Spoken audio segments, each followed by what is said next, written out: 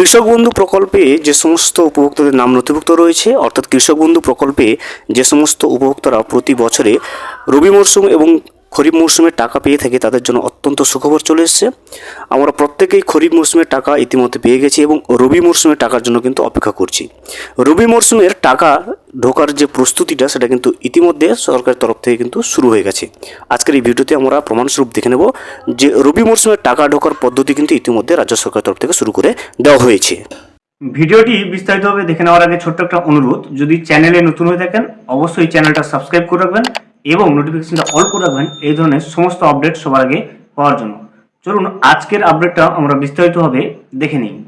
আপনি যদি একজন কৃষক বন্ধু প্রকল্পের উপভোক্তা হয়ে থাকেন এবং আপনিও যদি কৃষক বন্ধু প্রকল্পের রবি মরশুমের টাকার জন্য অপেক্ষা করে থাকেন, সেক্ষেত্রে আপনার জন্য অত্যন্ত সুখবর রয়েছে। রবি মরশুমের টাকার দেওয়ার কিন্তু প্রস্তুতি ইতিমধ্যে শুরু করে দেওয়া হয়েছে। স্ট্যাটাসেও কিন্তু তার পরিবর্তন চলে এসেছে। আজকের এই ভিডিওতে আমরা দেখে নেব যে দেখুন, কৃষক বন্ধু প্রকল্পের অফিসিয়াল ওয়েবসাইটের স্ট্যাটাসে কিন্তু পরিবর্তন চলে এসেছে। কৃষক বন্ধু প্রকল্পের অফিসিয়াল ওয়েবসাইটে আপনি চলে আসবেন। অফিসিয়াল ওয়েবসাইটের লিঙ্কটা ডেসক্রিপশন বক্সে দিয়ে রাখবো।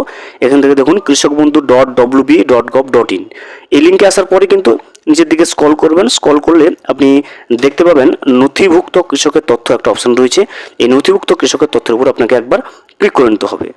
নথিভুক্ত কৃষকের তথ্যের উপরে ক্লিক করলে আপনার সামনে কিন্তু এইভাবে ইন্টারফেস চলে আসবে।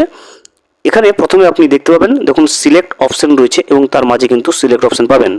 এই সিলেক্ট অপশনের উপরে ক্লিক করবেন, করলে কিন্তু দেখবেন voter card, Aadhaar card, bank account number, কেবিআইডি, মোবাইল নম্বর, অ্যাকনোলেজমেন্ট নম্বর, এগুলোর যে কোনো একটা দিয়ে কিন্তু কৃষক বন্ধু প্রকল্পের রবি মরশুমের পেমেন্টের স্ট্যাটাসটা আপনি চেক করতে পারবেন। আমরা ভোটার কার্ড সিলেক্ট করলাম। সিলেক্ট করার পরে কিন্তু এখানে নিচে আরেকটা অপশন দেখবেন, আইডি কার্ড নাম্বার, অর্থাৎ যে আইডি কার্ডটা আপনি সিলেক্ট করবেন সেই আইডি কার্ড নম্বরটা কিন্তু আপনাকে এখানে দিতে হবে। এই জায়গাতে আমরা যেহেতু ভোটার কার্ড সিলেক্ট করছি, সেক্ষেত্রে কিন্তু ভোটার কার্ড নাম্বারটা বসাবো এবং তারপরেই দেখবেন I am not A robot রয়েছে, এখানে একটা কিন্তু টিকমার্ক করতে হবে। টিকমার্ক করার পরে নিচে সার্চ অপশন রয়েছে, সার্চ অপশনের উপরে কিন্তু আমরা ক্লিক করে নেব।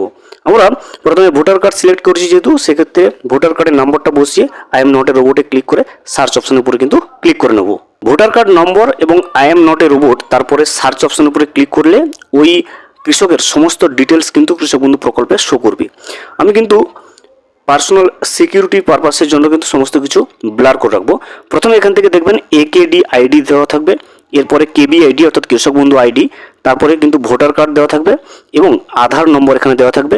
তারপরে ফার্মার নেম অর্থাৎ কৃষকের নাম এবং ডিস্ট্রিক্ট নেম, ওই কৃষক কোন জেলার অন্তর্ভুক্ত সেখানকার নাম থাকবে।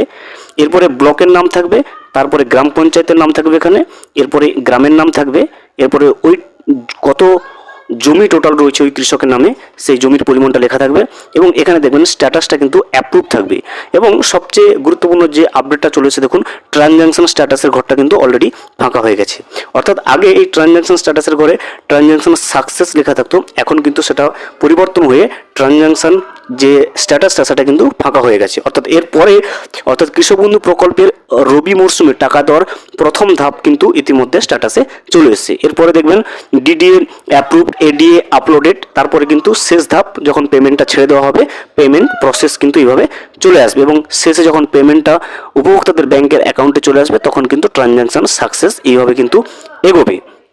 এখন প্রশ্ন হচ্ছে, যেহেতু কৃষক বন্ধু প্রকল্পের যে স্ট্যাটাসে ঘরটা ফাঁকা হয়ে গেছে, সেক্ষেত্রে কিন্তু কৃষক বন্ধু প্রকল্পের রবি মরশুমের টাকা দেওয়ার যে প্রথম ধাপটা সেটা কিন্তু স্ট্যাটাসে চলে এসেছে। এবারে আমরা জেনে নেব যে কোন কোন কৃষকেরা কিন্তু এবারে টাকা রবি মরশুমের টাকাটা পাবে। দেখুন, যে সমস্ত কৃষকের ইকেওয়াইসি করা রয়েছে, অর্থাৎ যাদের কৃষক বন্ধু প্রকল্পের ওয়েবসাইটে আধার নম্বর এবং ভোটার কার্ড নম্বর লিঙ্ক রয়েছে, তারাই কিন্তু রবি মরশুমের টাকাটা পাবে। আপনি কিভাবে বুঝবেন যে আপনার কৃষক বন্ধু প্রকল্পে আধার নম্বর লিঙ্ক রয়েছে কিনা বা ভোটার কার্ড নম্বর লিঙ্ক রয়েছে কিনা? সেক্ষেত্রে কিন্তু এখানে দেখবেন ভোটার কার্ড নাম্বারটা এখানে বসানো থাকবে এবং আধার নম্বরটাও কিন্তু এভাবে এখানে বসানো থাকবে। তাহলে বুঝবেন যে আপনার কৃষক বন্ধু প্রকল্পে ইকেওয়াইসির কাজটা কিন্তু সম্পূর্ণভাবে কমপ্লিট করা রয়েছে এবং আপনি কিন্তু কৃষক বন্ধু প্রকল্পের রবি মরশুমের টাকাটা পাচ্ছেন। পরবর্তীতে যখন কৃষক বন্ধু প্রকল্পের ট্রানজ্যাকশন স্ট্যাটাসটা পরিবর্তিত হয়ে এডিএ আপলোডেড অথবা ডিডিএ অ্যাপ্রুভ চলে আসবে, তখনই কিন্তু আমরা অবশ্যই ভিডিওর মাধ্যমে আপনাকে আপডেট দিয়ে রাখবো।